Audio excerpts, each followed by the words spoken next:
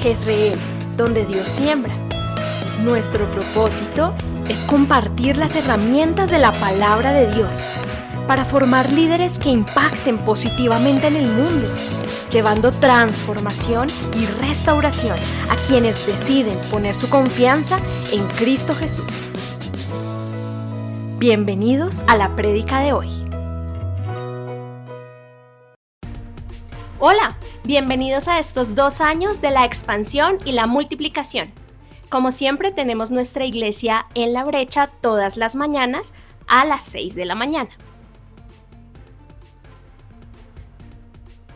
También tenemos nuestra iglesia guerrera, nuestro tiempo de ayuno todos los martes al mediodía y a las 6 de la tarde. ¿Estás listo para iniciar la Academia de Liderazgo este semestre? Pregúntanos por más información.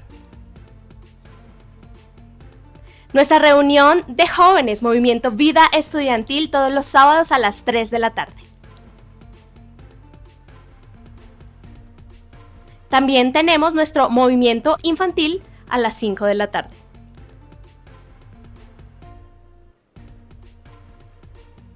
Y nuestra reunión familiar, para que todos nos encontremos y alabemos juntos al Señor, todos los sábados a las 5 de la tarde. Han pasado 3 años desde que vivimos algo como esto y ahora regresamos. Congreso Nacional de Movimiento Vida Estudiantil. Prepárate. Bueno, qué alegría es encontrarnos en esta tarde en la casa del Señor para alabarle, para exaltarle, para glorificarle. Qué bueno el Señor que nos permite honrarle, nos permite bendecirle al estar aquí, porque eso es lo que dice la palabra de Dios. Me encanta siempre pensar en ese pasaje que dice que cuán bueno y cuán hermosos son los hermanos juntos en armonía, ¿cierto? Qué bueno es el Señor al permitirnos reunirnos como hermanos, el poder estar juntos, el poder aprender de Él, el poder escuchar su palabra, el poder adorarle y el poder, de la misma manera que el Señor nos ha llamado, el poder estimularnos, exhortarnos y desafiarnos al amor y a las buenas obras. Muy bien, bueno, me gustaría empezar entonces saludando a las personas que están por fuera, ¿verdad? Tenemos a la esposa aquí del señor Iván, que está en Singapur. Tenemos a María Alejandra Sánchez, tenemos a Nelly desde Estados Unidos, tenemos a Felipe Arias desde Australia, tenemos a Nora Hernández que se encuentra en este momento en Miami, tenemos a Gloria Fleitas que está en Estados Unidos. Tenemos una comunidad bastante grande afuera, ¿verdad? Y también tenemos otros que se encuentran en este momento en otras partes. Tenemos a Manuelita en España, en Barcelona. Tenemos a Cristian, el hijo de Cristian Mesa en Barcelona también. Está terminando sus estudios, su maestría en odontología. Y bueno, también tenemos aquí personajes que siempre nos acompañan, que nos encanta que estén. Al capitán Héctor Lacerna, siempre es un placer verlo desde acá. Qué bueno es tenerlo en su casa. A su esposa, a su hijo Santiago también, qué bueno es que el Señor nos permita verlos, que es bueno podernos encontrar. Y bueno, también queremos darle un cordial saludo y un sentido pésame a Bernardita, a Lau, que pues por el fallecimiento de la hermana de Bernardita. Sabemos que es un momento difícil. Pero bueno, nuestras oraciones están con ustedes, nuestro corazón está con ustedes, de verdad que esperamos que se encuentren bien. Muy bien, y bueno, qué bueno también es saber que el Señor nos permite pues hablar de su palabra, ¿cierto? Hoy tenemos nuestro programador, todos tenemos nuestro programador. ¿Quién no tiene programador? ¿Quién falta por programador? Ok, aquí Sandrita no tiene programador. ¿Sandrita sí tiene programador? Ah, bueno, uy, no, me asusté, Sandrita. Yo dije, ¿cómo Sandrita no va a tener programador? Muy bien, ¿alguien no tiene de esta sala el programador? Porque ustedes saben que nosotros pues tratamos de alinearnos a el esquema del programador. Aníbal, ¿me pasas mi tablet, por favor? Gracias. ¿Alguien más falta en este momento por programador? Nadie más falta por programador, todos tenemos el programador. La palabra es la verdad, Señor, y en ella está todo lo que necesitamos, tanto para conocerte como para vivir para ti. Yo te pido, Señor, en el nombre de Jesús, que seas tú tocando nuestro corazón y nuestra mente, Señor. Seas tú desafiando nuestra vida con el ejemplo de la mujer que vamos a hablar hoy. Yo te pido, Señor, que nos permitas caminar y vivir de una manera que te glorifiquemos, Señor. Que este mensaje no esté basado en la mera opinión humana, Señor, sino que esté basado en tu escritura, para poder hacer conforme a tu voluntad y conforme a tu deseo, Señor. Todo esto lo hacemos dándote gracias en el poderoso nombre de Jesús y por medio del Espíritu Santo. Amén. Muy bien. Entonces yo me voy a quedar entonces en el pasaje de Mateo y en el pasaje de Marcos, los evangelios que vamos a estar estudiando el día de hoy. Para efectos del tema, vamos a estudiar leyendo la Nueva Traducción Viviente. Y me gustaría empezar entonces con el pasaje de Mateo. Va a ver que en los dos vamos a encontrar similitudes y vamos a encontrar cosas igual de importantes y de relevantes. Si usted me puede acompañar, aquí hay sillas adelante de mí. Aquí está, todo esto está vacío. Así que si quieres sentarte aquí, no hay problema. Le estaba diciendo entonces que tenemos a Mateo. Me gustaría empezar por ahí, por Mateo 15 del 21 al 28, y dice lo siguiente, si usted me puede acompañar. Dice: la fe de una mujer cananea. Dice: luego Jesús salió de Galilea y se dirigió al norte, a la región de Tiro y de Sidón. Una mujer de los gentiles que vivía allí se le acercó y le rogó: ten misericordia de mí, oh Señor, hijo de David, pues mi hija está poseída por un demonio que la atormenta terriblemente. Pero Jesús no le contestó ni una palabra. Entonces sus discípulos le instaron que la despidiera. Dile que se vaya, dijeron, nos está molestando con sus súplicas. Entonces Jesús le dijo a la mujer: fui enviado para ayudar solamente a las ovejas perdidas de Dios, al pueblo de Israel. Pero ella se acercó y lo adoró y le rogó una vez más: Señor, ayúdame. Jesús respondió: no está bien tomar la comida de los hijos y arrojársela a los perros. Es verdad, Señor, respondió la mujer, pero hasta a los perros se les permite comer de las sobras que caen bajo la mesa de sus amos. Voy a quedarme hasta ahí un momento y pasémonos entonces ahora al pasaje de Marcos, que sería el otro pasaje, el pasaje sinóptico que lo acompaña. El nombre ya cambia un poco, se llama la mujer sirofenicia, ¿cierto? Y luego dice: luego Jesús salió de Galilea y se dirigió al norte, a la región de Tiro. No quería que nadie supiera en qué casa se hospedaba, pero no pudo ocultarlo. Enseguida una mujer que había oído de él se acercó y cayó a sus pies. Su hijita estaba poseída por un espíritu maligno y ella le suplicó que expulsara el demonio de su hija.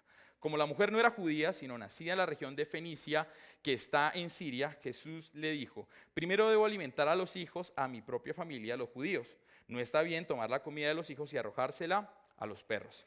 Es verdad, Señor, respondió ella, pero hasta los perros que están bajo la mesa, debajo de la mesa, le dijo Jesús, se les permite comer las sobras del plato de los hijos. Perdón, es que aquí se me abrió esto y no sé por qué. Si me regalan un segundito, por favor. Muy bien. Entonces tenemos nuestros dos pasajes, tenemos el pasaje de Mateo y el pasaje de Marcos, pasajes que hablan de la misma historia, y vamos a ver un poco desde la perspectiva de los autores, ¿verdad? Porque recuerde que el Evangelio de Mateo fue escrito para los judíos y el de Marcos fue escrito para los gentiles, ¿cierto? Mateo es uno de los discípulos, ¿cierto? Que estaba con Jesús, era el recaudador de impuestos llamado Leví, y el Señor le cambia el nombre y le coloca Mateo, y es el escritor del Evangelio. Y tenemos por otro lado a Marcos, que es el sobrino de Bernabé, en que en el libro de los Hechos aparece como Juan Marcos, ¿cierto? Entonces tenemos una perspectiva de un hombre judío, y por eso él pretende mostrar a Jesús como rey. Y tenemos la perspectiva de un hombre gentil que quiere mostrarle a los gentiles que Cristo estaba abierto para ellos, ¿cierto? O sea, esas son las dos perspectivas de los dos evangelios. Por eso es que usted puede ver diferencias un poco en el relato, pero que no se contradicen entre ellas. Mientras que uno nos relata exactamente lo que él vio, porque estaba ahí en ese momento, el otro lo que le contaron, ¿cierto? Entonces por eso Marcos omite ciertas partes del diálogo que en Mateo usted encuentra. Entonces me gustaría empezar en esta tarde hablando precisamente de los versículos 21 y el versículo 24, tanto de Mateo como de Marcos, ¿cierto? Dice que Jesús salió de Galilea. Entonces le voy a pedir el favor al equipo audiovisuales que nos muestre un mapa. El mapa, ya está el mapa. Ah, ahí está el mapa, uy. Ok, tenemos el mapa, ¿sí? Tenemos el mapa. Para que usted se haga una idea, entonces aquí se encuentra el mar de Galilea, o sea, la región de Galilea está en esta parte. Este fue el recorrido que Jesús hizo en su último año antes de ir a la cruz. Si usted se da cuenta, entonces él sale de la región de Galilea y va hasta Fenicia, donde se encuentra la mujer sirofenicia, ¿cierto? A la mujer sirofenicia. Recuerde lo que dice el evangelista Marcos, que dice que está entre Tiro y Sidón. ¿Sí ve? Entre Tiro y Sidón. Entonces, así usted se puede ubicar un poco porque sale de lo que es la región de Israel. Si ve acá abajo está Jerusalén y aquí abajo, más abajo dice Judea, que ya es todo el estado, por así decirlo, donde se encontraban los judíos. Entonces, ¿por qué le hago la connotación en este mapa? Porque, ya podemos quitar el mapa, porque lo primero que tenemos que decir es que un judío, por tradición rabínica, no podía salir a tierras gentiles. Y Jesús está saliendo a tierras gentiles. Esta mujer, primero que todo, el evangelista Mateo nos dice que es griega, ¿cierto? Y más específicamente cananea. Y el evangelista Marcos nos dice que pertenece a una región llamada Sidón y Tiro, que pertenecen a un estado que se llama Fenicia, ¿cierto? Entonces, para que usted se haga un poco la idea, Jesús sale del territorio, se va a tierra de gentiles para ocultarse. ¿Con qué razón sale para ocultarse? Primero, porque si usted ve en los pasajes anteriores, versículos anteriores a la salida de Jesús de Galilea, él termina su discurso hablando de la comida, ¿cierto? Entonces él está haciendo una purificación acerca de la comida. Jesús les dice a los fariseos de la época, les dice es que lo que envenena no es lo que entra al cuerpo, sino lo que sale del cuerpo, ¿cierto? Eso es así termina el discurso. Y los fariseos entonces empezaron a planear cómo matarlo porque les daba rabia que Jesús siempre contradijera todas las leyes rabínicas que ellos habían generado, ¿cierto? Entonces tenemos que ya Jesús está siendo perseguido, muy perseguido, tanto por los fariseos como por los escribas y los saduceos, pero también Herodes estaba empezando a molestarse porque Jesús estaba cobrando mucha más popularidad que él. Por lo cual, el motivo de la salida es porque lo están persiguiendo. Entonces él va a buscar un lugar de descanso, además porque usted se ha dado cuenta en diferentes puntos de los relatos, dice que Jesús se iba para estar a solas. Porque normalmente cuando Jesús llegaba a una población, recuerde cuando hablamos de Jairo que lo estaban esperando. Siempre que él llegaba a un lugar, la popularidad de Cristo ya había aumentado tanto, claro, ya llevaba unos años haciendo ministerio, ya había hecho sanidades, ya había hecho liberaciones y demás milagros que la gente podía apreciar, ¿cierto? Que la popularidad creció y entonces cada vez que Jesús venía la gente iba a él para que le hiciera el milagro, la sanidad, la restauración, cualquier necesidad primaria. ¿Se acuerda que lo estuvimos hablando en un momento cuando estuvimos hablando de los evangelios? Que Cristo sí cubrió las necesidades primarias de la gente, lo que ellos necesitaban, pero también Cristo les decía, no me sigan solamente por eso.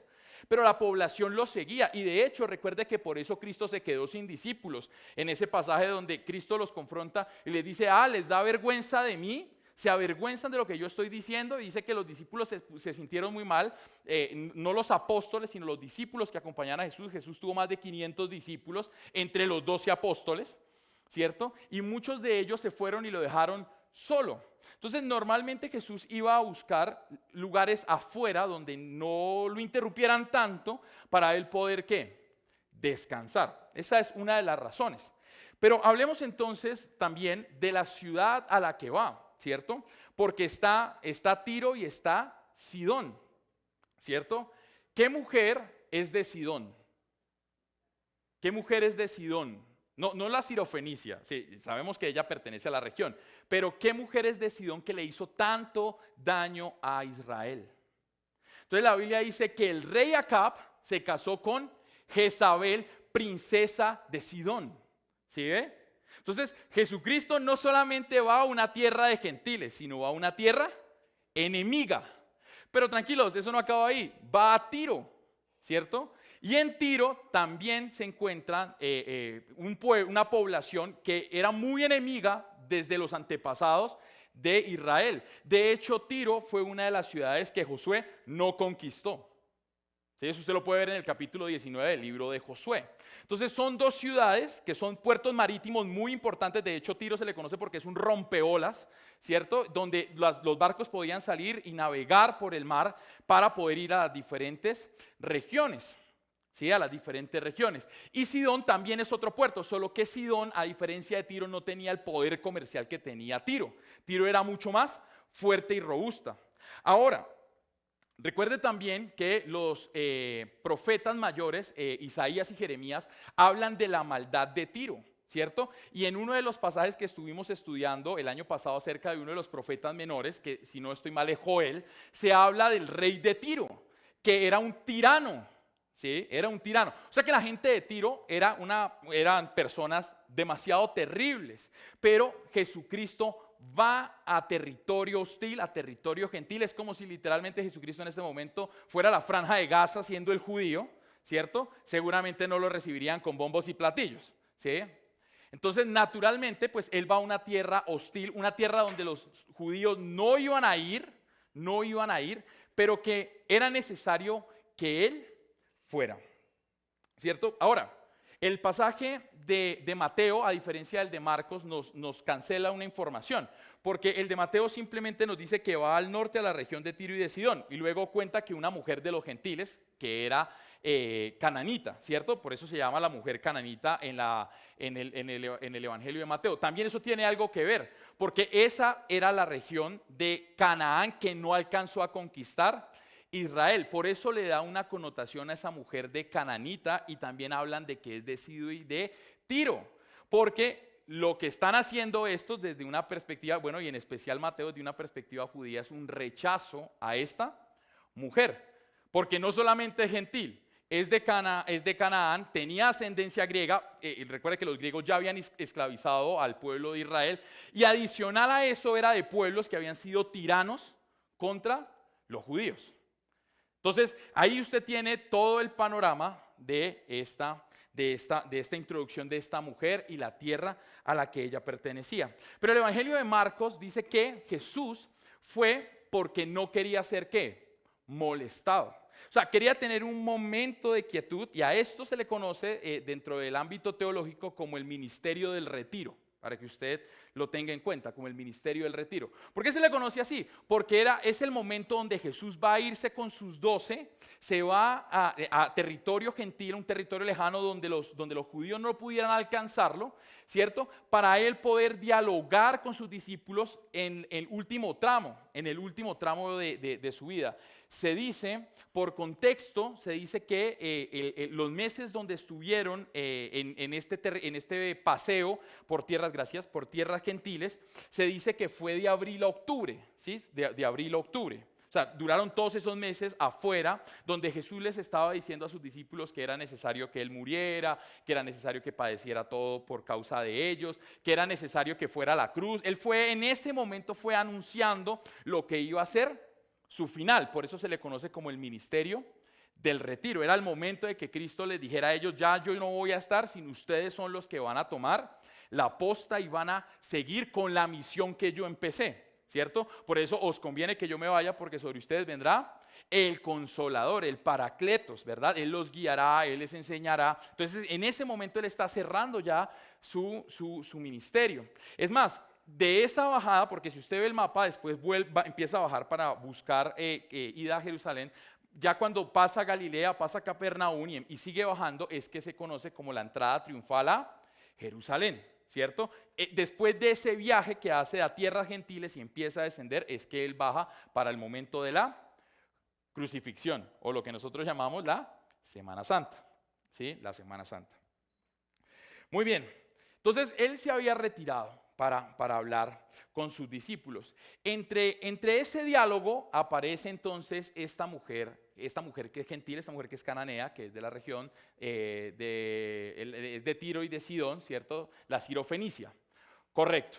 Y ahora, el pasaje de Mateo nos dice que ella estuvo rogándole al Señor que trayera sanidad a su hija, ¿cierto? Que trayera sanidad a su hija. ¿Cuántas veces le rogó? ¿Pudo usted contarlas de pronto en el pasaje? Si usted lo hizo entre semanas su devocional con el programador, ¿pudo contar cuántas veces le rogó que le sanara a su hija? ¿Cómo?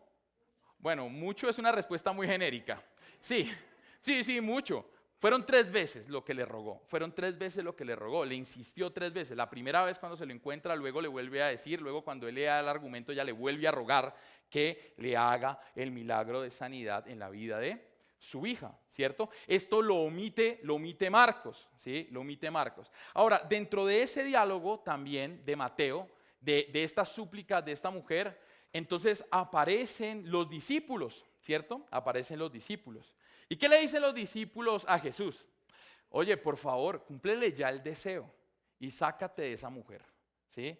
Ya, nos está molestando con sus súplicas, ¿sí? Nos está molestando con sus súplicas. ¿Actuaron de manera misericordiosa como el maestro les estaba enseñando a actuar? No, pero bueno, nosotros en la semana estuvimos estudiando el pasaje de Hechos capítulo 11. Y Hechos capítulo 11 nos narra que Pedro es juzgado dentro de un concilio pequeño, ¿cierto? No del primer concilio, sino de un concilio pequeño. Él vuelve a Jerusalén después de haber estado en Jope en la casa de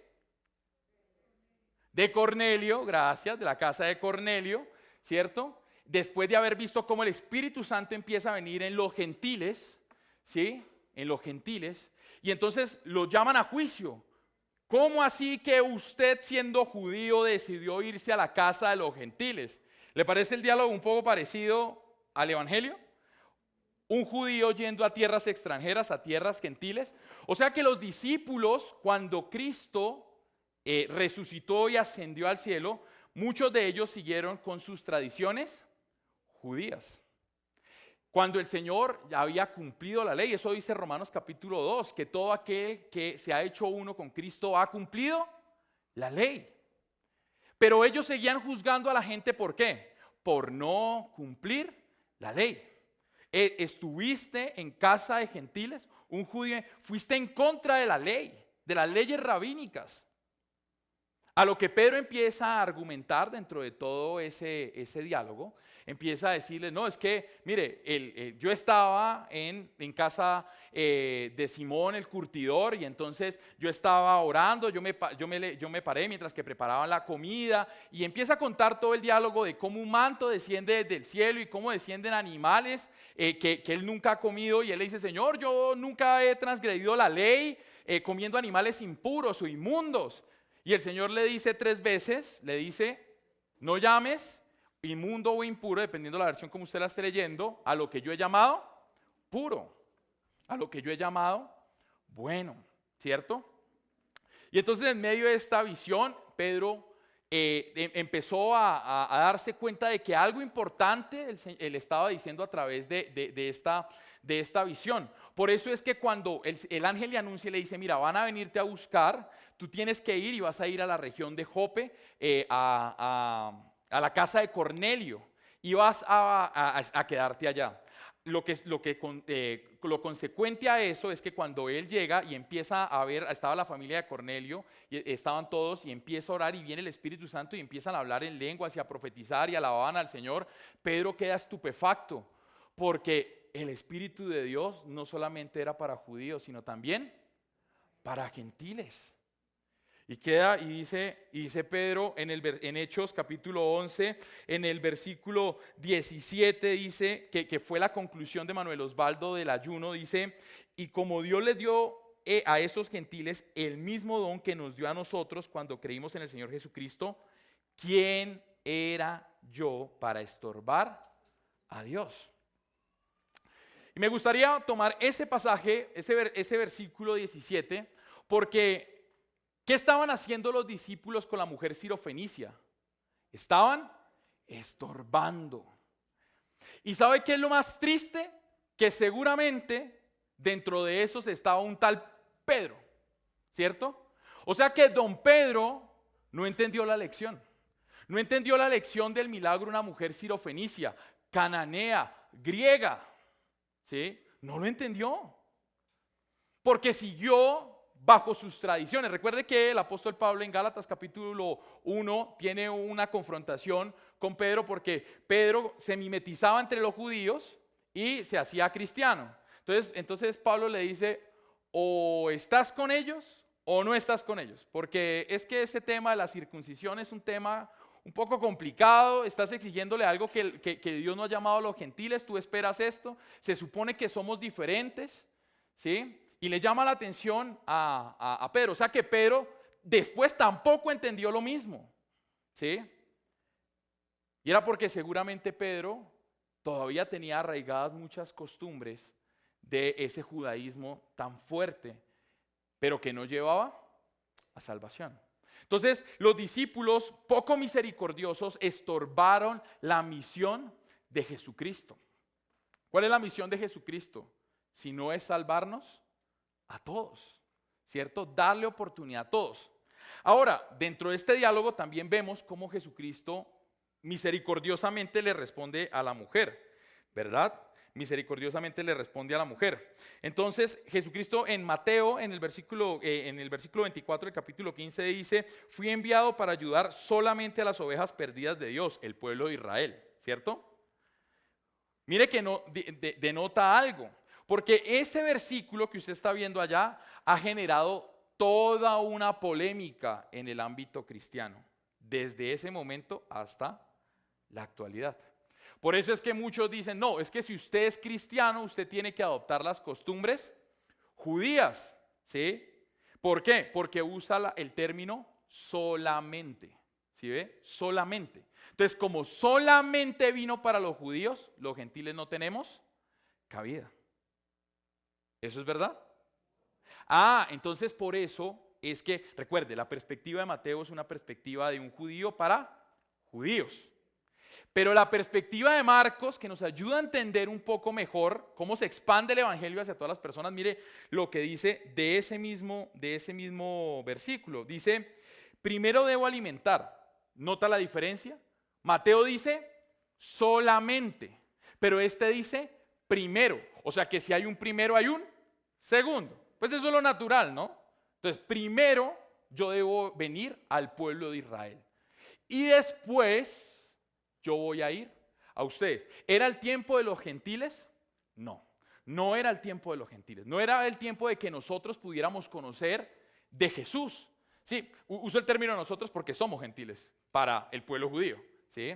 Para el pueblo judío. Entonces, el Señor le dice, primero yo tengo que alimentar a los de mi casa, y eso es una realidad. El apóstol Juan, también en su evangelio, dice que a los suyos fue, pero los suyos no le recibieron. O sea, primeramente, el que tiene la primicia de disfrutar de la salvación a través de Jesucristo era el pueblo de Israel.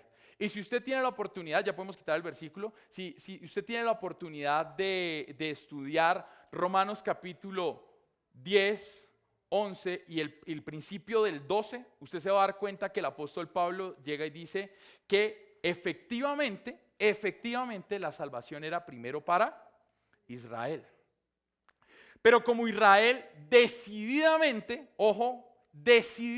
decide rechazar a Dios, decide rechazar el mensaje del evangelio y la salvación, es por eso que a nosotros se nos da la oportunidad de conocer del evangelio de Cristo. Lea el capítulo 11 y se acordará de estas palabras. Dice, fue gracias a que ellos deciden rechazar que nosotros los gentiles podemos disfrutar de una oportunidad de salvación. O sea que si los judíos hubieran aceptado a Cristo, ¿nosotros estaríamos disfrutando de la salvación? Sí, pero de otra manera. Por eso, primeramente para los suyos, pero segundo, para el resto, ¿cierto? Pero como ellos, los primeros, las famosas primicias, ¿cierto? Deciden rechazar al Señor, entonces se nos da la oportunidad. Y si usted sigue leyendo el relato de Romanos capítulo 11, de todo el capítulo 11, la razón por la cual Dios permite el acceso a los gentiles y nos injerta dentro del pueblo de Dios es para generar celos en los judíos. Por eso es que cuando usted le habla a una persona que tiene creencia judía, siendo usted cristiano, él lo ve a usted como un perro. Por eso es que Cristo le responde a la mujer cananea de esa forma. Le dice, es que el alimento que yo traigo es primero para los hijos y no está bien que yo coja el alimento de los hijos y se lo dé a los perros. Bueno, ok, ya vamos a hablar entonces de la expresión, porque en la nueva traducción usa el término perros, así, despectivo, ¿sí? Entonces, dentro de esta perspectiva del evangelio, naturalmente, siendo ellos las primicias y los primeros que podían disfrutar, eran ellos los llamados a aceptar a Cristo. Entonces, por eso De la misma manera que el apóstol Pablo narra después en Romanos cuando dice que cuando ellos se conviertan, dice de esta manera, dice, si ustedes supieran que lo maravilloso que ustedes han disfrutado de la salvación fue gracias a que ellos lo rechazaron y ustedes han disfrutado de las maravillosas bendiciones, imagínense cuánto más las disfrutarán cuando el pueblo judío se convierta. Y quiero dejarlo claro con el perdón de Dani. No es que personalmente yo sea fanático del pueblo judío, tampoco tengo ningún problema con el pueblo judío, que quede claro. Solo que el apóstol Pablo lo pone en una estima porque él arranca el capítulo 10 cuando empieza hablando del rechazo del pueblo judío hacia Dios. Dice, yo soy judío y de la tribu de Benjamín. ¿Sí? O sea, yo más que nadie entiendo la importancia del pueblo judío dentro de todo este tema. ¿Sí? Todo este tema de la salvación.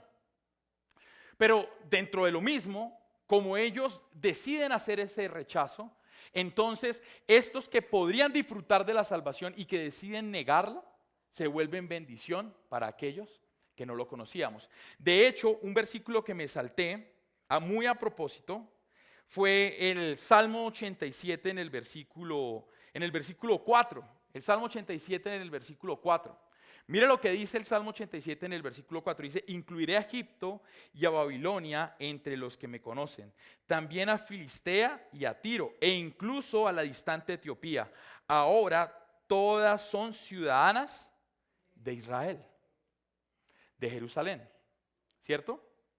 Y si usted lee todo el pasaje, porque pues tiene muy pocos versículos, yo le voy a leer los primeros versículos, solamente sacamos este pasaje para las diapositivas. Dice lo siguiente, dice, en el monte santo está la ciudad fundada por el Señor. Él ama la ciudad de Jerusalén más que cualquier otra de Israel. Oh ciudad de Dios, qué cosas gloriosas se dicen de ti. Incluiré a Egipto y a Babilonia entre los que me conocen, también a Filistea y a Tiro, e incluso también a la distante Etiopía. Ahora todas estas son ciudadanas de Jerusalén. Con respecto a Jerusalén se dirá, allí todos disfrutan de los derechos de la ciudadanía, y el Altísimo en persona bendecirá a esa ciudad. Entonces es un pasaje, el Salmo 87 es un pasaje que en realidad está hablando ¿de quién? De las primicias. Pero como Dios, que lo conoce todo, porque Él es omnisciente, de antemano sabe que su pueblo lo va a rechazar, por eso aparece el versículo 4 y es el que resaltamos para este tema.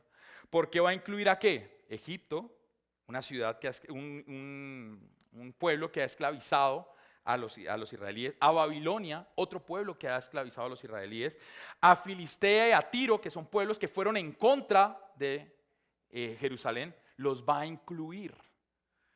No sé si usted alcanza a percibir la profundidad de eso. Porque por eso fue que Cristo subió, porque era necesario incluirlos. Era necesario incluirlos. Entonces va a tierras gentiles, ¿sí? Y aquí pasa el primer milagro hacia un gentil, para que usted lo tenga claro. Porque tenía un discípulo que me hizo una pregunta y me dijo, ¿y el siervo de Jairo qué? ¿El siervo del centurión qué? Y ese era judío, ¿sí? ¿Se acuerdan que cuando hablamos del siervo del centurión dijimos que el centurión sí era romano, pero que su siervo era judío? Y que él fue contracultural, ¿por qué?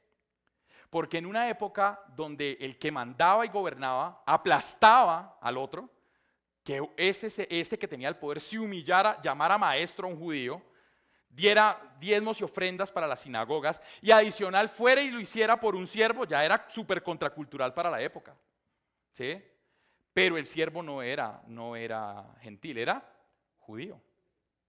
Pero aquí la hija de esta mujer sí es gentil. ¿Sí? Ahora hablemos entonces de la expresión perros y perrillos, ¿sí? Porque yo sé que es un poco pesado, ¿cierto?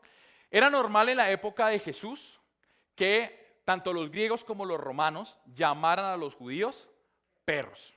Es más, para que usted lo entienda mejor y con el perdón de la audiencia de YouTube y de Zoom y de los demás, la palabra perra de manera despectiva en realidad viene de los griegos. Ellos efectivamente llamaban a las mujeres que se ocupaban de la prostitución y que eran lascivas, ellos lo llamaban perras. Eso sí tiene esa connotación y viene desde allá, ¿sí? Viene desde allá. De la misma manera, despectivamente trataban a los que ellos tenían subyugados, los perros. Entonces, ¿Por qué traigo a colación esto? Porque efectivamente en los textos originales, o sea, cuando hablamos de los originales estamos hablando del idioma original, la terminación sí es perrillos, sí concluye con una, o sea, para darle cercanía, ¿sí? Con un diminutivo para darle cercanía. Y eso tiene esta siguiente razón, y es porque naturalmente Cristo no está hablando de la misma manera que hablan los judíos despectivamente de los gentiles. Entonces se lo voy a explicar de esta manera. Por supuesto, a ellos cuando les llamaban perros se estaban refiriendo a los perros salvajes, a los que no merecían ser parte del pueblo de Dios. Pero cuando Cristo le cambia la connotación a perrillos, Él sí está hablando del cachorrito que vive en la casa. Por eso es que la mujer muy sabiamente le responde, sí, pero esos perritos se meten debajo de la mesa ahí. Un perro salvaje no podría estar dentro de una casa. Pero un perrito, los que tienen perrito lo saben, ¿sí? Un perrito, cachorrito que usted ha criado, que usted le ha enseñado, ese sí va a estar dentro de la casa, ¿cierto? Entonces, naturalmente, la expresión sí es a misericordia, a diferencia de sus discípulos que le dicen, cúmplele el milagro y despáchala que nos está molestando. Ellos muy judíos, ¿cierto? Despáchala, rapidito, ¿sí? Y Cristo, por el contrario, que Él siendo hombre es 100% Dios, actúa como Dios, de manera misericordiosa. Y me gustaría detenerme entonces un momento para hablar de ese aspecto. Porque a veces cuando nosotros hablamos de la misericordia de Dios, nos enfocamos solamente en la expresión, esa miseria de corazón que me permite entender a la otra persona. Pero parte de la misericordia de Dios para nosotros entenderla y profundizar en ella, nos tiene que llevar a que no depende de nosotros esa misericordia. Me voy a explicar en lo que le quiero decir. Que Dios sea misericordioso es porque Él siempre ha sido misericordioso, eternamente ha sido misericordioso. O sea que no depende de su creación para mostrar misericordia, porque de siempre ha sido misericordioso. De ahí es que aparecen pasajes como Lamentaciones 3:23 o pasajes cuando el Señor dice voy a destruir a Israel y voy a levantar un nuevo pueblo no, espérate. Y Él dice que tiene misericordia. Por eso fue que con el diluvio que quiso destruir a todo el mundo tuvo misericordia. La razón es porque todo el tiempo Él ha sido misericordioso y Él no puede dejar de ser. Él es y ya. Así usted y yo nos volviéramos todos ateos, toda la humanidad decidiera irse en contra de Dios, todos nos volviéramos demonios, Él seguiría siendo misericordioso. Por eso es que Él no ve como sus discípulos a esta mujer. ¿Ellos qué ven? Un gentil, una cananea, una de la de Sidón, una de la de Tiro. Eso es lo que ellos ven. Pero Cristo ve una persona que merece salvación. ¿Correcto? Eso es lo que Él está viendo. Y ojo con ser como los discípulos. Porque a veces la iglesia cristiana se cree lo suficientemente santa para estar juzgando a la gente, como los discípulos. Y sí, somos santos, pero no para usar la santidad como pretexto de juicio contra otros. Somos santos para alcanzar a otros. Esa es la razón. Entonces, naturalmente, Cristo quiso cambiar la expresión y decirle a ella, primero voy a atender a las ovejas de Israel. Primero voy a hacerlo por ellos.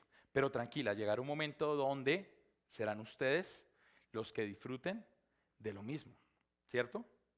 A lo que la mujer, obviamente, en su necesidad, ¿qué le responde? Señor,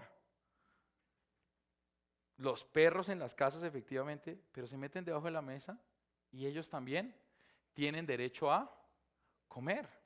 Tienen derecho a comer.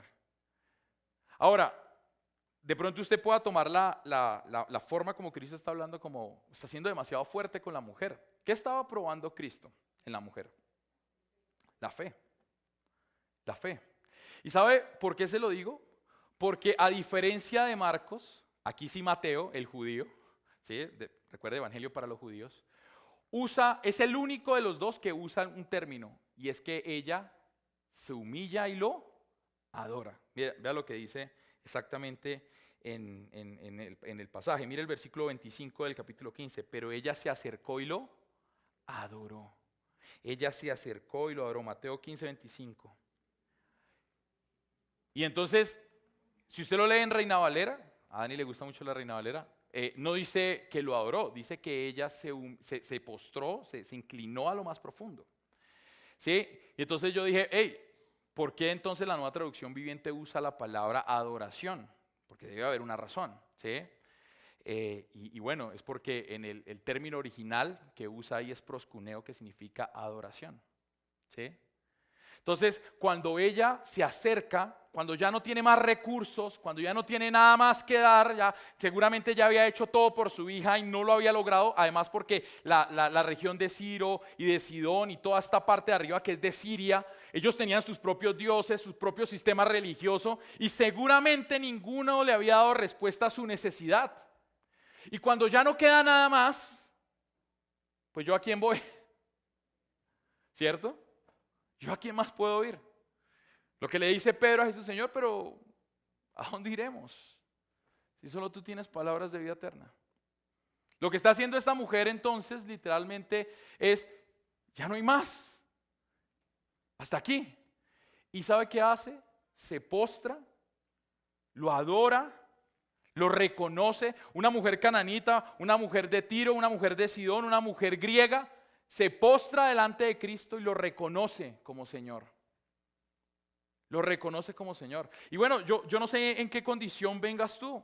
De pronto tú te sientas como esta gentil, que te puedes sentir rechazado, te puedes sentir angustiado, puedes creer que ya no hay más opción para ti. Pero si te humillas, te postras más bien y adoras al Señor, para ti también hay salvación. Para ti también hay salvación. Porque esa es la ventaja de un Dios misericordioso, que como no depende de mí, sino siempre Él ha sido, Él quiere extender su misericordia. Gloria a Dios por eso. Porque si fuera por nuestra virtud, lo único que merecemos es el infierno. Pero es gracias a que Él es un Dios misericordioso que nos ve con otros ojos. Nos ama. Porque yo me imagino que, y perdóneme si me vuelvo loco, pero me imagino que Cristo debió haber visto con ojos de misericordia a esa mujer. Y por supuesto cuando Él le responde, debió haber sido con tanto amor que ella dice, hey, me dio la mano, me tomó el codo. ¿Sí? Porque sí, o sea, imagínense el estado de confianza en el que se sentía después de haberlo adorado, después de haberse humillado, que ella siente que Él extiende la mano y ella lo que hace es abrazarlo, porque la respuesta automática a lo que le está diciendo es, bien has dicho, Señor, pero hasta los perros en las casas comen debajo de la mesa.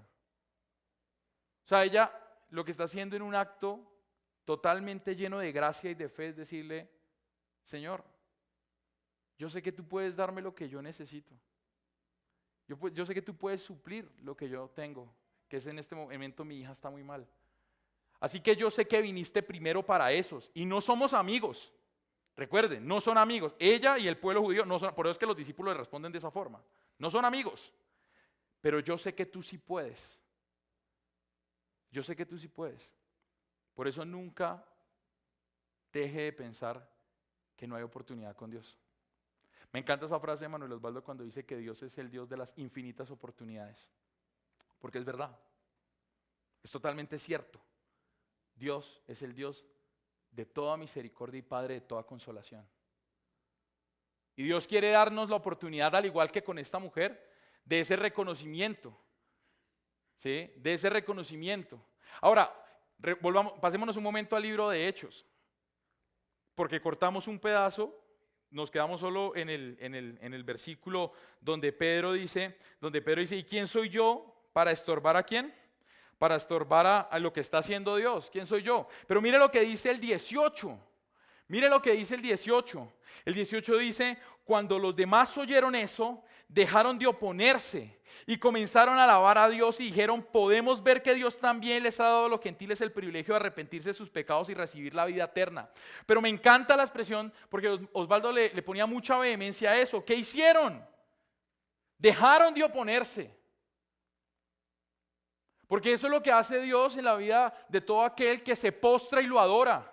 Rompe los esquemas y los paradigmas que lo atan. Los paradigmas religiosos, filosóficos y demás que la persona va construyendo en su mente y que lo definen, lo rompe, le da libertad. ¿Para qué? Para que adores, para que exaltes. ¿Y sabes para qué? Porque por primera vez después de esto fue que ellos vieron normalizaron a los gentiles como parte del pueblo de Dios. Y eso tiene mucho que ver con nuestra visión y con nuestra misión de extendernos y multiplicarnos, de ampliar las estacas y de extender la carpa. Porque oportunidad de salvación hay para todos. Para todos. Todo aquel que cree en Cristo tiene oportunidad de ser salvo y de que su vida sea transformada. Pero yo debo ¿qué? Creer. El problema es que yo quiero un Salvador, pero no quiero un Señor. Y por eso es que Romanos capítulo 10, versículos 9 y 10, que es un pasaje muy conocido, dice que si confesamos con nuestra boca que Jesús es el Señor y creemos con nuestro corazón que Dios le levantó de los muertos, seremos salvos. ¿Sí? Y me detengo ahí un momento porque lo que dice el pasaje es: yo debo confesar que Él es mi Señor. Eso es lo que hace ella se postra, ella se humilla, ella se rinde y digo: eres mi Señor. Eres mi Señor, eres el Señor que puede hacer. Seguramente ya había escuchado todos los milagros de liberación que Cristo había hecho. O sea, imagínense hasta dónde se había extendido la popularidad de Cristo, que hasta en los pueblos gentiles se hablaba de un tal Cristo, de un tal Jesucristo. ¿Sí? Y por eso esta mujer lo ve y dice: tú eres Señor. Se postra, se humilla y lo adora. Y yo, aquí es donde quiero invitarte a preguntar. Por eso hablaba, dentro de la oración pedíamos al Señor que, viendo el ejemplo de esta mujer, nos permitiera seguir ese paso. ¿Es Cristo tu Señor? ¿O sigues siendo como los discípulos? Rápido, córrela. Yo prefiero seguir con mis asuntos. Porque eso fue lo que pasó en Hechos 11. Cuando ellos se dieron cuenta que estaban estorbando, dijeron: espérate, no. Y dice que lo alabaron, que se regocijaron y que dijeron: entonces también los gentiles pueden disfrutar de esta salvación. Y bueno, me gustaría ya ir entonces enfocando el cierre de este tema con lo que sucedió después. Me fascina ver la expresión de Jesús en Mateo, porque recuerde, Mateo está escrito para los judíos. Dice que Cristo le responde: apreciada mujer. ¿Sí? ¿Cómo? No sé qué debió haber sentido Jesús. Yo me imagino que cuando ella le responde, él lo que hace es como sorprenderse. No es la primera persona gentil que le responde de esta manera. Recuerde que con el centurión, que dijo Jesús: les aseguro que ninguno de estos tiene la fe de este hombre. Un gentil, marcando la diferencia. Pues aquí hay otra que lo sorprende, y por eso él le dice: apreciada mujer, tu fe es grande. Tu fe es grande. Porque naturalmente, cuando yo reconozco a Jesús como mi Señor y mi vida empieza a ser transformada, ¿cierto? Toda mi cosmovisión empieza a cambiar, pues mi fe va aumentando.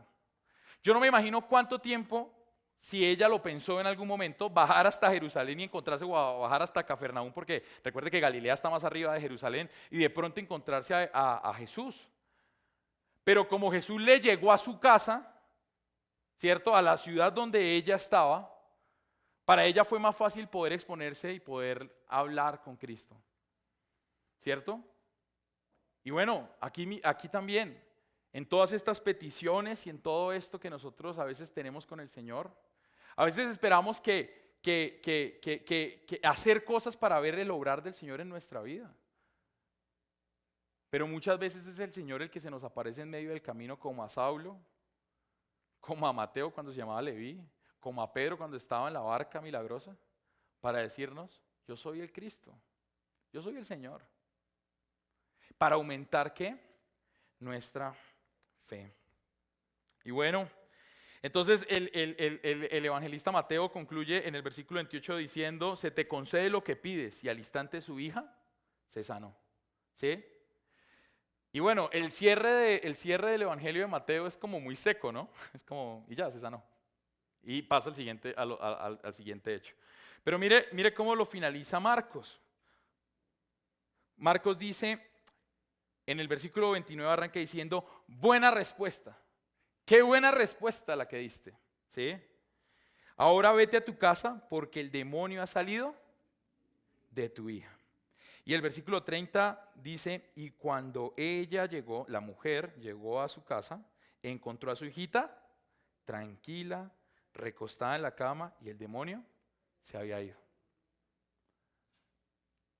Y de aquí podríamos hablar, la importancia de la oración, la importancia de la entrega, la importancia de seguir rogando, de poner delante de Dios las peticiones. Por eso es que hacemos la alborada a las mañanas. Porque el Señor puede cambiar el curso de los acontecimientos. ¿Se acuerda que esa era la frase con la que empezamos, por lo menos en este tiempo? Porque yo sé que en el pasado se hacían las alboradas presenciales. ¿Sí? Pero ¿se acuerda que cuando empezamos en este tiempo las alboradas, era esa la frase, el Señor puede cambiar el curso de los acontecimientos? Pues aquí cambió el curso de los acontecimientos. Por una mujer que no tenía el mismo bagaje y todo el conocimiento judío para poder entender que Él era el Cristo, pero que se humilla, lo adora, se postra, le ruega y el Señor responde. Entonces, definitivamente lo que el Señor desea de nosotros es nuestro corazón. Definitivamente lo que el Señor desea de nosotros es que confiemos en Él, que vivamos para la alabanza y la gloria de su nombre, que cada día vivamos una experiencia de fe mucho más profunda, donde en realidad vivimos la experiencia de fe. ¿Cierto? Porque cuando yo hago eso, soy como ese árbol frondoso junto a corrientes de agua que su hoja no cae, que da fruta a su tiempo y que todo lo que hace prospera. El Salmo 1, el versículo 3. ¿Cierto? Yo voy a hacer eso cuando hago lo de esta mujer. Ahora, no sé usted, pero a ver, les voy a poner este ejemplo. Ayer a mi hija se le aflojó un diente. Ay, usted dirá, ay, qué bobada. Bueno, para usted es una bobada. Esa es mi bobada. ¿Sí? Y cuando mi esposa me escribió como a las 9:30 de la noche, me dijo, a Victoria se le aflojó un diente. Yo, ¿y qué hacemos? ¿Y qué hacemos? ¿Sí? ¿Qué hacemos? ¿Sí? Y me dijo yo, pues busquemos a ver quién nos puede ayudar. Entonces yo pensé en José, el que toca la guitarra, él es odontólogo y es uno de mis mejores amigos. Entonces dije, hey, voy a llamarlo. Yo sé que este man me va a contestar hasta ahora, eran como las 9:42 de la noche. Yo sé que él me va a contestar hasta ahora. Y le escribí, me dijo, hey, ¿cómo va? Y hablamos un momentico. Le dije, yo sé que estás descansando, pero tengo una duda, amigo. Y es que a Victoria se le aflojó un diente. Y entonces él, como buen doctor que es, con todo el tacto y la sensibilidad, me dijo, depende del diente. Si es de atrás, preocúpate. Si es de adelante, tranquilo. Puede ser normal, es hasta los 6 años, pero antes puede suceder. Y entonces entré peor en caos. Claro, porque era miércoles. ¿Y cuál de los dientes es? ¿El de atrás o el de adelante? Entonces llamé a Alejandra. ¿Cuál diente es? ¿Cuál diente es? El de adelante. Y en ese momento, llamé a José y le dije, no, mira, es el de adelante. José me dijo, no, tranquilo, puede ser que ella prematuramente esté mudando de dientes. No te preocupes, mándame un video y yo te digo. Le mandé un video y me dijo, no, tranquilo, déjalo, está bien, no te preocupes. De todos modos, si quieres, mándale a hacer una radiografía y vemos si ya el diente no tiene raíz. Fue lo que me dijo. ¿Sí? Y en ese momento yo descansé. Dije, bueno, gracias a Dios. No fue nada grave.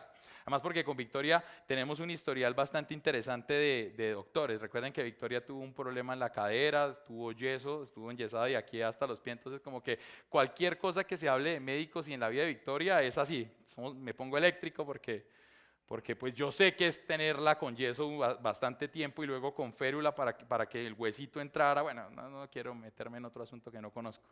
Pero sí, entonces claro que me asusté. Pero mira la confianza de esta mujer, no actuó como yo. Porque él le dijo, qué buena respuesta, qué grande es tu fe, se te ha concedido como has pedido. Y dice la Biblia que ella se fue tranquila. Porque uno no la ve, Señor, ¿será que sí? ¿Harás el milagro? No, dice que fue tranquila. Que llegó a su casa y vio a su hija, dijo, sí, efectivamente, cumplió lo que dijo. Yo quisiera ser como esa mujer. Que la ansiedad, que el pánico, que la angustia no me gobernaran en momentos de crisis. Y en una bobada, como un diente flojo. Yo quisiera que no lo hiciera. ¿Sí? Quisiera tener la fe de esa mujer. Y por eso, bueno, quiero invitarlos entonces a que oremos. Oremos en este momento, ya cerrando todo esto, toda esta temática, y tengamos un momento de proscuneo, de adoración y de oración con el Señor, un momento de rendir nuestra vida.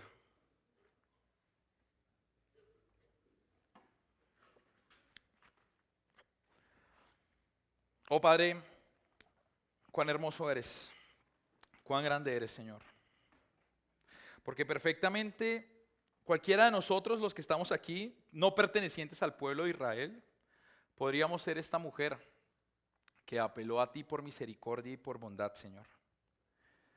Oh Señor, gracias por demostrarnos que tú estás mucho más allá de lo que nosotros podemos pensar o imaginar, Señor, y que tu ejemplo, Señor, es mucho más de lo que nosotros pudiéramos alcanzar a pensar, Señor.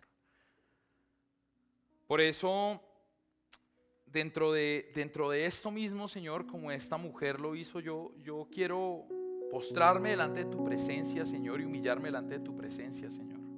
Y si tú tienes el mismo sentir, dile eso. Yo me quiero postrar delante de ti, Señor. Porque yo vengo con estas situaciones en mi vida. De pronto estoy triste, de pronto estoy dolido, de pronto estoy angustiado. De pronto estoy pasando un momento duro, he perdido a alguien importante. Y yo quiero venir a ti, Señor, porque soy consciente que no hay un lugar más seguro y más grande que tú, Señor. Por eso, Dios, no quiero dejarme apabullar aún por los juicios de otros, sino humildemente, Señor, como esta mujer lo hizo, que siguió insistiendo a pesar del juicio de los discípulos, siguió insistiendo. Ten misericordia de mí, Señor. Ten misericordia. Ayuda a mi hija. Yo quiero seguir insistiendo, Señor, en esto que estoy pasando, Señor. En esto que me tiene de pronto angustiado o angustiada. Y quiero ponerlo delante de la cruz, Señor, donde tu sangre preciosa cubre multitud de transgresiones, donde tu sangre preciosa trae libertad para todo aquel que ha creído en ti. Y quiero aprender a descansar como lo hizo esta mujer, que muy confiada retorna a su casa sabiendo que su hija ya había sido sanada.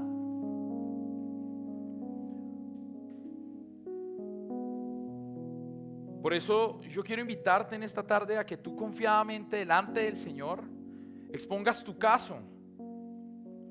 Porque es imposible que nosotros nos multipliquemos y nos extendamos si no hacemos actos conscientes del Señor en nuestra vida. El Señor nos ha hecho un desafío: extiéndanse, multiplíquense. Pero si yo no creo en Él, eso va a ser imposible para mí. Ahora, habrá oportunidades de extendernos en muchos aspectos, pero que el Señor te dé la gracia, por medio de su sabiduría, de hacerlo de la forma correcta, que no seas un estorbo para lo que el Señor está haciendo en ti.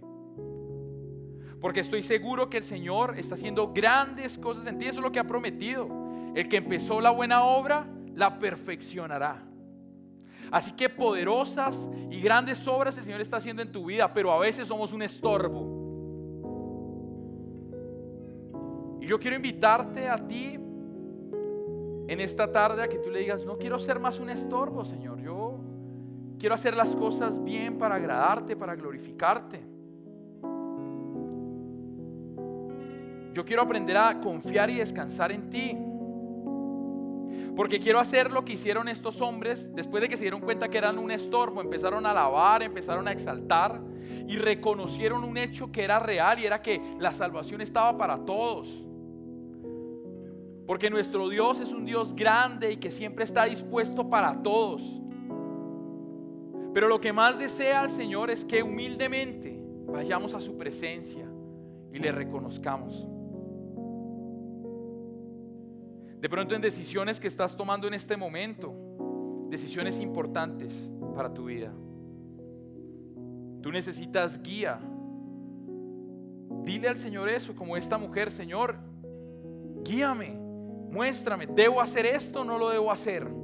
¿Debo ir allá o no lo debo hacer? ¿Debo tomar este negocio o no lo debo hacer? ¿Debo hacer esto con mi hijo o no lo debo hacer?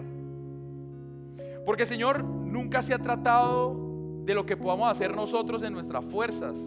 Pensar de esa manera lo único que trae es camino de perdición, porque nos volvemos necios, Señor.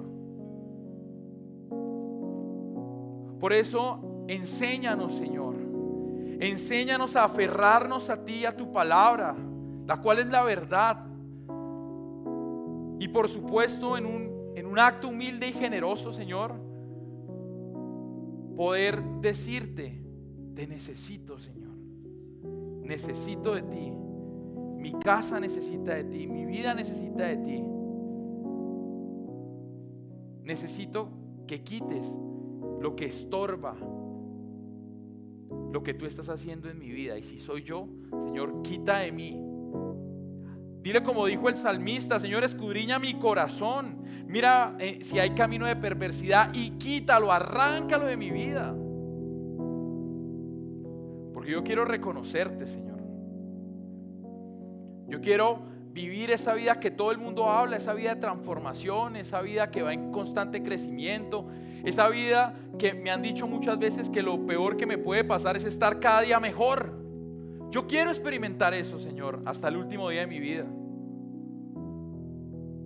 Por eso, insistentemente como esta mujer, me quiero humillar delante de ti, Señor. Ahora, si de pronto en este lugar hay alguien que todavía no cree en Cristo y todavía piensa que es enemigo y rebelde, como lo era el territorio hostil a donde fue Jesús, yo quiero decirte que para ti hay salvación, que Dios tiene grandes propósitos para ti, pero que debes arrepentirte de ir en contra de Él, de tomar día a día decisiones en contra de Él, porque eso lo único que va a hacer es alejarte. Pero también quiero decirte que en Cristo hay una verdad, hay un camino y hay una vida que vale la pena que tú aceptes y te acerques. Y que por supuesto en un acto, al igual que esta mujer de postración, tú le puedas decir a Jesús: yo te necesito en mi vida, te necesito como mi Señor. Quiero vivir para ti, quiero caminar contigo todos los días. Quiero entender que todo lo que me dicen y lo que me dice tu palabra es una verdad para mí. Porque tú eres un Dios personal.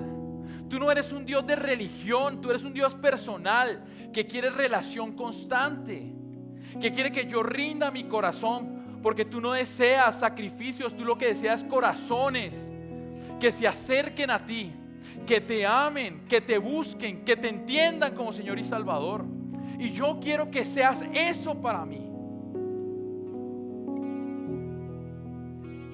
Porque entiendo que yo no puedo más sin ti. Ya he agotado los recursos como esta mujer. Ya he hecho todo lo que consideré correcto. Por eso solo me quedas tú. Y como lo dice aquella canción: y si yo te tengo a ti, lo tengo todo. Porque tú eres mi amado y mi tesoro.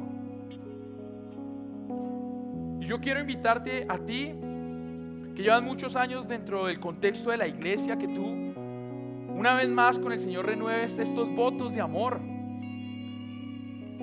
Y que tú le digas: yo quiero que tú seas el centro, que seas el fundamento, que seas la realidad de mi vida y de los que están alrededor mío. Porque dice la palabra de Dios que si tú crees serás salvo tú y tu casa, por lo cual si tú crees los de tu alrededor también lo harán. Pero tú debes creer. Señor, te damos gracias y queremos cerrar este tiempo entonces cantándote, Señor, adorándote y declarando que tú eres nuestro Dios, que eres lo que necesitamos, que queremos rendirte la gloria y la alabanza y la exaltación, Señor.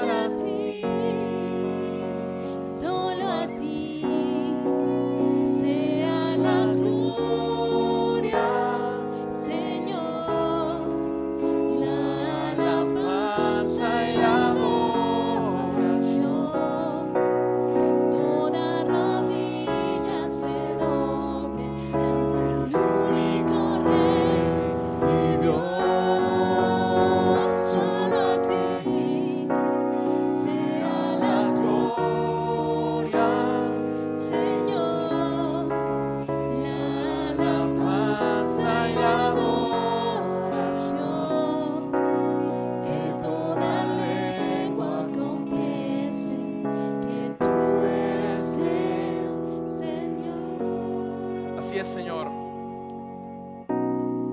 Tú eres nuestra adoración, eres la razón de nuestra adoración, la razón de nuestra alabanza, la razón de nuestra vida, Señor.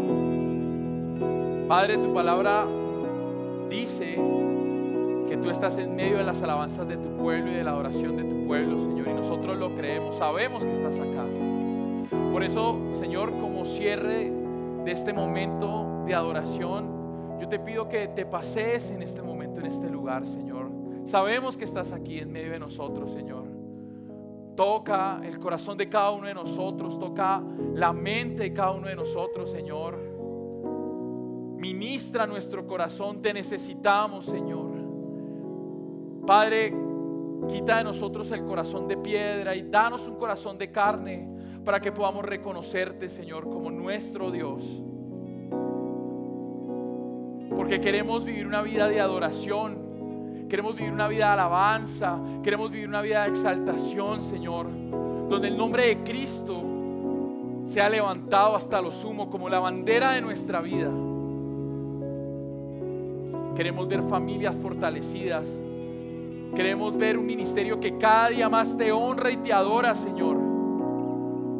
Pero no por nosotros, no por lo que hace Manuel Osvaldo diligentemente, Señor, sino por lo que tú vas a hacer, Señor, sobre esta iglesia. Sabemos que vas a hacer algo sobre esta iglesia, Señor, porque por algo nos diste esta visión de multiplicarnos y ensancharnos, Señor, porque vas a hacer algo grande y eso queremos creer, Señor.